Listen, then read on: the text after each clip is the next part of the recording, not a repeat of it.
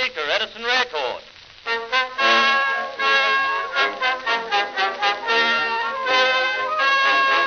Take me out to the ball game. Take me out with the crowd.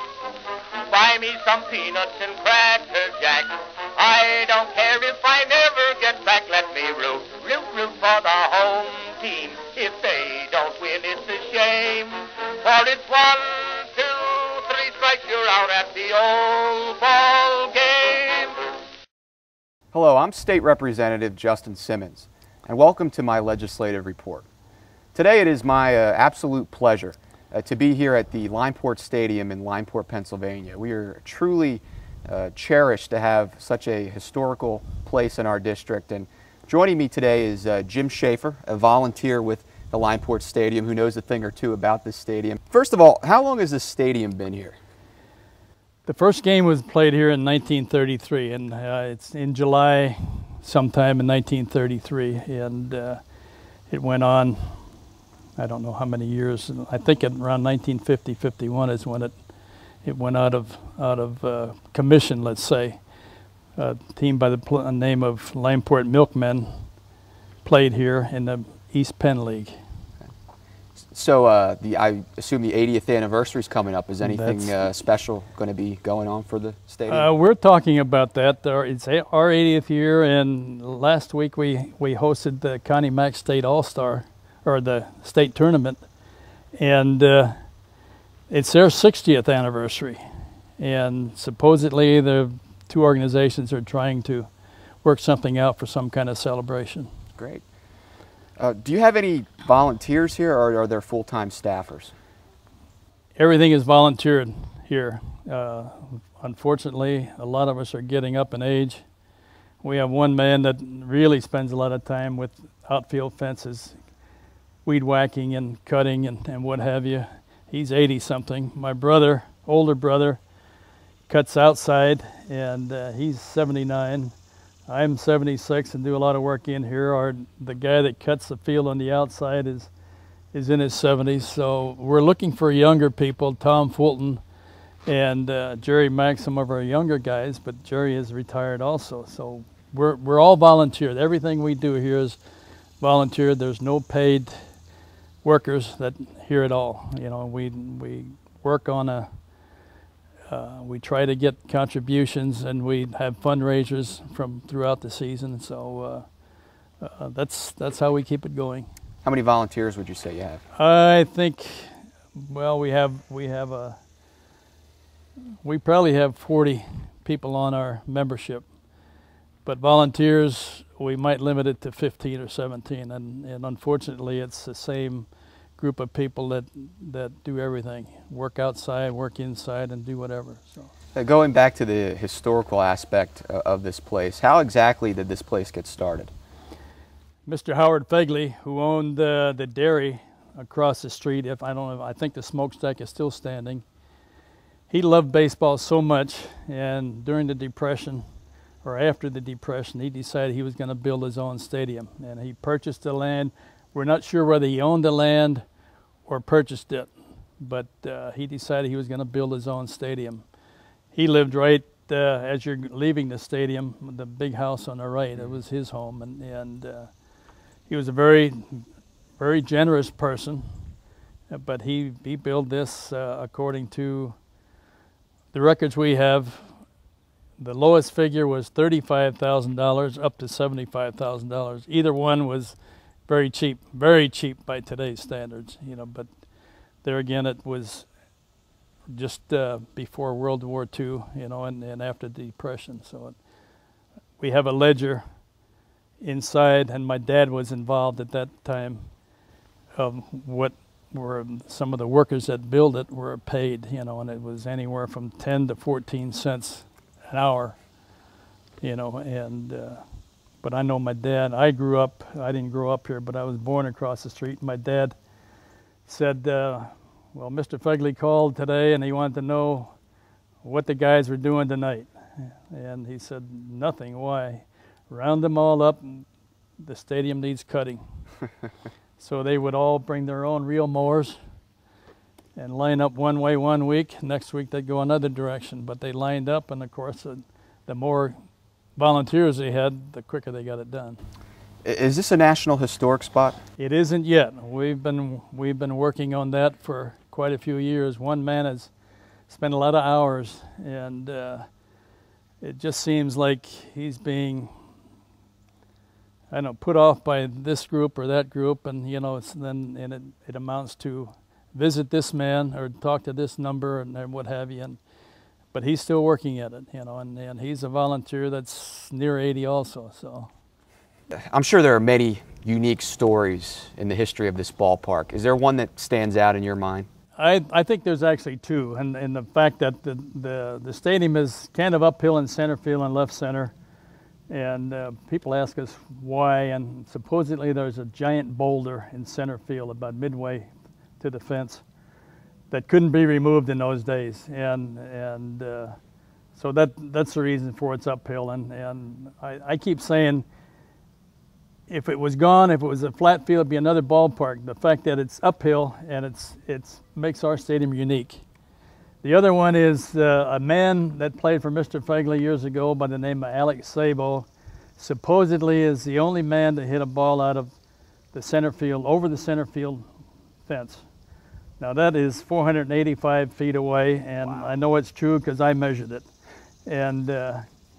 And I, at the same time, I question that. Nobody's around that ever saw it. I question it mainly because there was a big pine tree in front of the flagpole, which was a lot higher than the one that's there right now. And for that ball to go over that tree and over the fence, we're talking 530 to 540 feet away, and in the era of a dead baseball. So I question that, yeah. But like I say, it's hearsay more than anything. How many people would you say come here each year to see a game? You know what? We play more games at this park than a major league club plays in theirs, and ours is spread out from, we start high school, Central Catholic in Southern Lehigh High School play their home games here, starting roughly the 27th or 28th of March each season.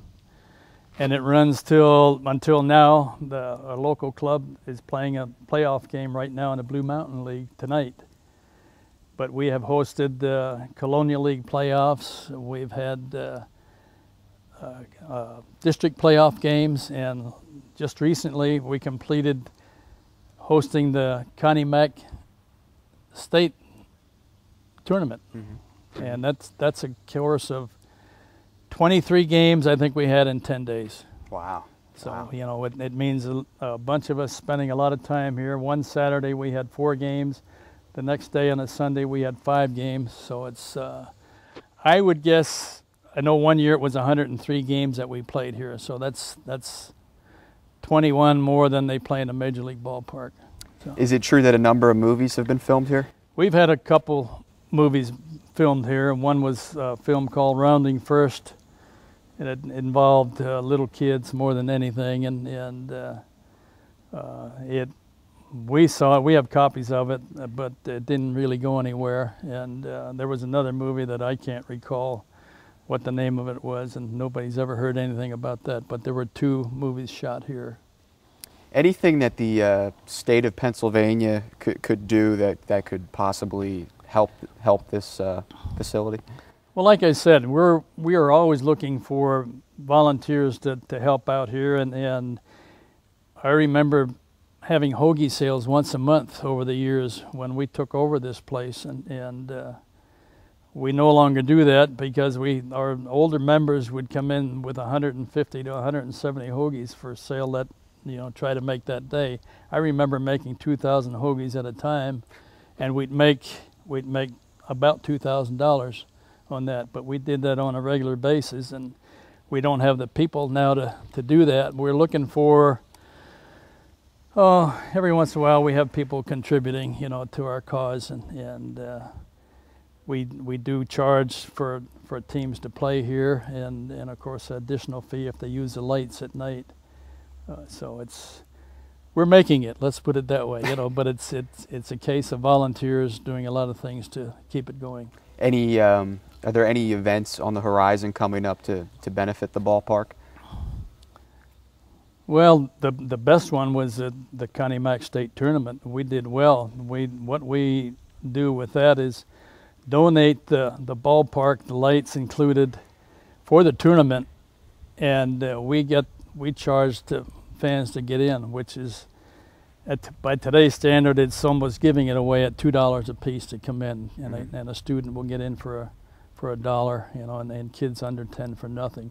And that has helped us out a great deal on paying our taxes and paying our bills, you know, to keep it going.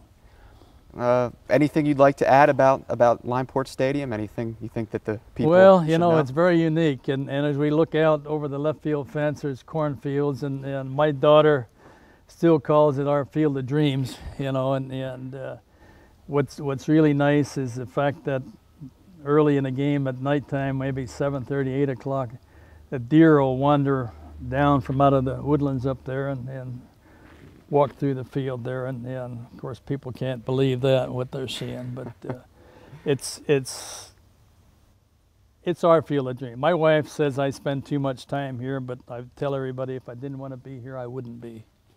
You know, I spend 35 years in professional baseball, you know, so baseball has been my life. I played here when I was in high school. And I'll add one more thing. I went to Coopersburg High School, and our graduation exercises took place right here. Like we had a big pine tree in center field, and the girls would come out one side and the boys out the other side. We'd march down together. Of course, you got to understand there are only like 37 or 38 people in our graduating class. But everything took place here until the Southern Lee High School District opened up. My younger brother graduated in the last year from Coopersburg High School, and that took place here too. But it was quite a moving ceremony, really. As far as people, Connie Mack State team, we had 200 people a night, you know. So it's exciting, and a lot of kids from other school districts, and they like to come here and play, you know. So. Well, we thank you for your time today, Jim. It was fascinating learning about this ballpark, and it's truly an honor to have such a historical facility here in the 131st Legislative District, and I thank you for spending time with us today. Thank you. My pleasure. I enjoyed it. And I thank you for joining us today here at Limeport Stadium with our special guest, Jim Schaefer. Please come out and see this wonderful facility. It's truly a treasure. For more information, please visit my website at www.repsimmons.com. Thank you. Casey saw all the games, knew the players by their first names, told the umpire he was wrong all along, good and strong.